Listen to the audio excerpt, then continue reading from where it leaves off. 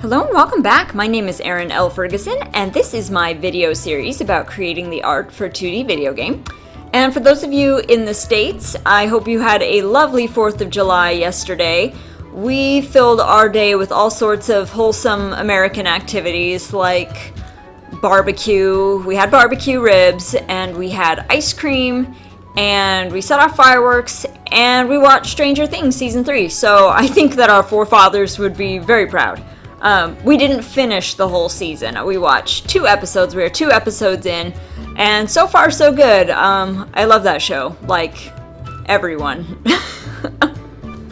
Like everyone else, I also love that show.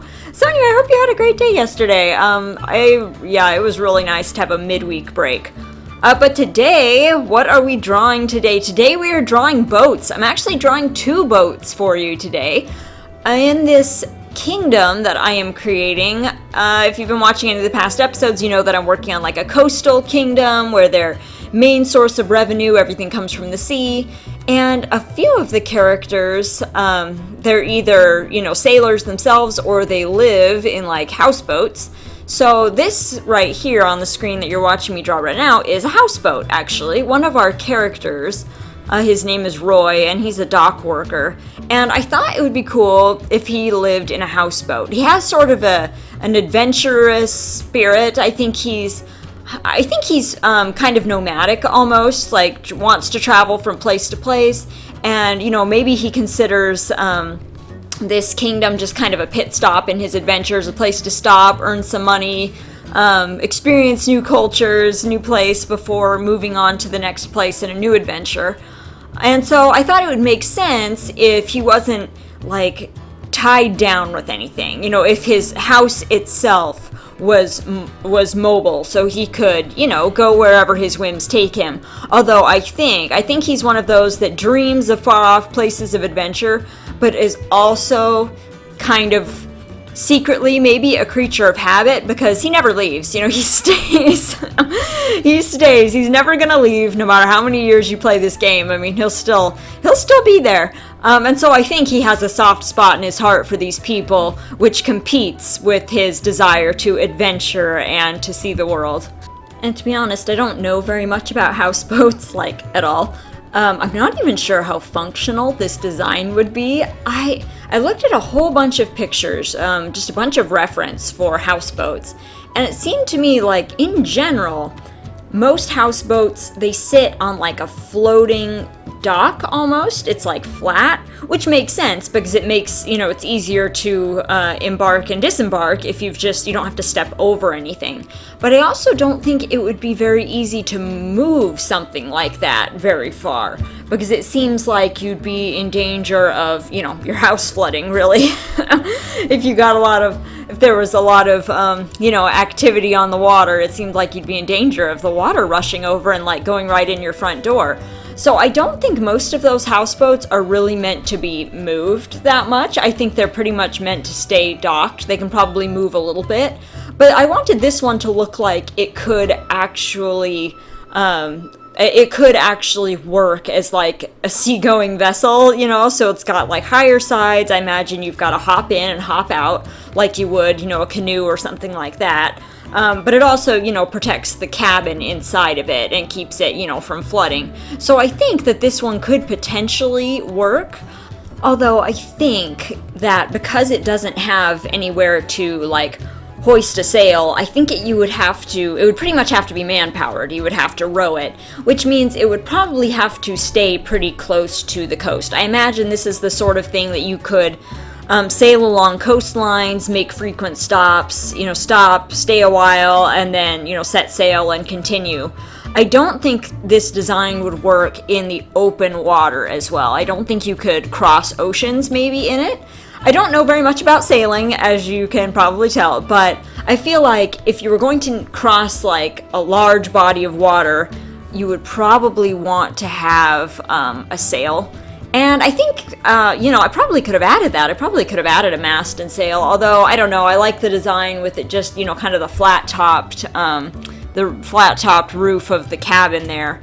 And so I just left it like that. But I also think it kind of makes sense because, like I said, I think Roy is a dreamer, dreams of going off to distant lands, but I'm not sure he's as much of a doer.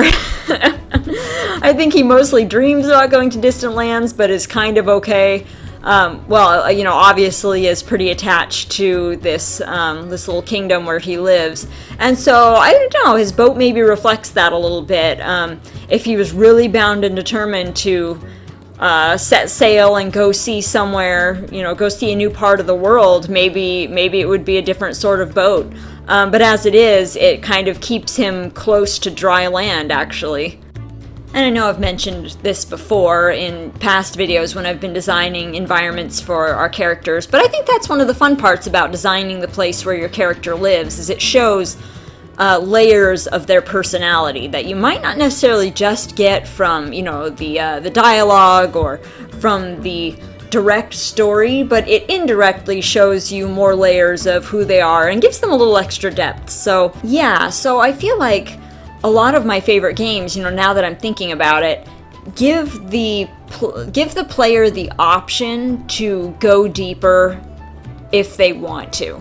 So, obviously there are plenty of games that are fun that the story is, either non-existent or at least secondary. And I think a lot of your multiplayer games are like that for obvious reasons. like Mario Kart or Super Smash Brothers or whatever. The game itself is about the experience of playing with your friends and bonding, and it's not really about trying to embody another character the way that, say, reading is. It's not really about living this fictional experience. But I feel like a lot of my favorite games are, they're more like that. They want to create this adventure for you. And they allow you to kind of dive in as deep as you want, just depending on, what kind of a player you are, what your play style is. For example, I think I've mentioned on this channel before that I like the Zelda series a lot. And Majora's Mask comes to mind when I'm talking about this, because that game, all of the characters, at least most of the characters, but especially like the ones in Clocktown and where your, sort of your home base is, all of them have fairly well-defined characters and storylines, and you are free. You're reliving the same 3 days over and over again, so you are free to get to know them as much as you want, and the game rewards you for doing that. There are side quests, there are things you can earn and things you can find out, about the people in this town, but it's not necessary for the credits to roll. A lot of that stuff is totally optional, but the game does reward you for doing it. And so I feel like our game will be like that to a certain extent too. There will be, rewards for befriending people and for, getting to know other characters, but they might be rewards beyond just finishing or beating the game. So I feel like it's fun to put some of those extra details in there that sort of rewards that style of player, because that's kind of what I like to do. I really like to dive in and explore the world and get to know the people who make up the world when I'm, playing games. Okay, so at this point I have moved on and am drawing another boat. This one is not a houseboat. This one actually belongs to Davy, who is like this old sailor who lives in this kingdom. And we thought it would be nice if there was a way that your character could get into deeper waters for some like deep sea fishing. At some point I'm going to be making a fishing pole so that you can go fishing and your peasants can fish as well. And, that can be a source of income for you, as well as just a way to, feed your peasants also. But depending on where you are, you'll be able to catch different things, and it would be nice if there was like some deep sea fishing you could do. Maybe there's some stuff out there that you can't catch anywhere else. And so I thought it'd be nice if you could hire Davy to take you out into deeper waters for some fishing. And so this is his little boat that I'm working on. It's just like a little canoe, basically. It's, man-powered, nothing really fancy. And as of this recording, I think I'm pretty much done with all of the exterior stuff for this village. All of the buildings, the boats, docks, palm trees, just everything that we're going to need to lay out the entire town.